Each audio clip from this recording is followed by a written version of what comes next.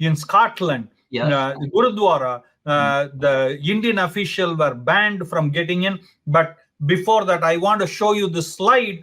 Okay, this is Congress MP Ravneet Singh Bittu says many of the, in fact, he goes to say 99% of the Gurudwaras are owned by terrorists in North America. And he goes on to say Pannu owns almost 100 Gurudwaras which were separate, and Nijjar was the plumber, what they call, who was having notes from the notes exchange with the intelligence officials of Canada. He was in charge of almost like 10 Gurudwaras. So Gurudwara and the terrorist nexus, that's what exposed by Congress MP Ravneet Singh Bittu. That's question for you, sir.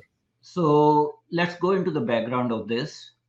The Indian High Commissioner Vikram Doraiswamy was invited by the Gurdwara Committee in Scotland to come and listen to the community and have regular interaction. So he was very honorably invited. Now, what happened that 3 terrorists who were not based in Scotland, these were outsiders, they came and tried to terrorize the Indian High Commissioner. They tried to pry open the door of the car and took upon themselves. Of course, the law enforcement was nowhere to be seen. If British government has any law and order, they need, and if they have credible intelligence that these terrorists, UK-based terrorists, will try to interfere with the civic obligation of Indian High Commissioner, they should have acted and made sure that there was security, and these non-Scotland based terrorists were not able to intimidate Indian High Commissioner who was doing his civic duty. So that is one aspect of it. Second aspect of it is that Indian Sikhs have nothing to do with these. Besides Congress MP Ravneet Singh Bittu, SGPC has come out with a very strong statement, and a number of Sikh civil society members in India have come out and said, we Sikhs have nothing to do with it. No, he is not talking about Sikhs. He is talking about Gurudwaras. Gurudwaras, The management of Gurudwara. What has happened that there have been internecine warfares in these Gurudwaras, and terrorists who are citizens of the countries in which these Gurudwaras are located, whether it's UK, whether it's Canada, and whether it is United States. These extremists and terrorists have actually fought other elements of the same community and taken over the Gurdwaras, because there's a lot of money that is offered to these Gurdwaras. And they are using that hubs of terrorism because the police would not enter the Gurdwara ordinarily.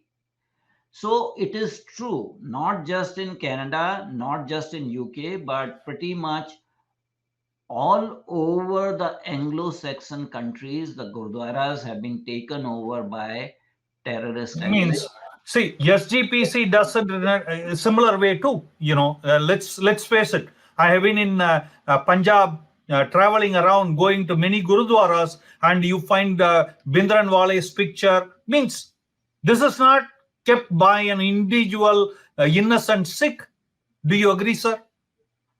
I think what is happening that SGPC in 1980s and 1990s and early 2000s took certain stance. Now the environment, the optics in India is changing. So SGPC is also forced by public opinion to change their stance. So they issued a strong statement that, if this does not behoove, Gurdwaras are for anyone to come in. There is no, restrictions or rules or something like that. But yes, during that era, SGPC took an unfortunate stance. My hope is that as situation in Indian civil society is changing, and an ordinary Sikh no longer supports these terrorists, There's a Pew survey which suggests that 95% of the Indian Sikhs don't support actually this violence or this terrorism, and 98% do not actually support the concept of Khalistan. The SGPC will also be forced to moderate its stance and dissociate itself from terrorism. So Absolutely. that will happen. We are already seeing the ordinary law-abiding citizens of India are no longer with this misguided this thing, because they have nothing to do with these Oh, foreign they are. I was staying in many homes in Punjab. I will say you in my interaction for our documentary, The Real Sikh History, The Untold. We found that many Sikhs lost as much during this time of terrorism as much as any Hindu family. There is no questions about it. Okay, but one last word from you. What do you recommend for the Scotland and European government kind of things where the Gurudwaras are banned? Banning the people from entering or officials from entering. What is your last word? My last step is wake up, get up from your slumber. You are inviting trouble into your countries, because this trouble, this violence will not be just restricted to Gurdwaras alone. This is going to spill over in your general population by inviting all these, Islamic migrants.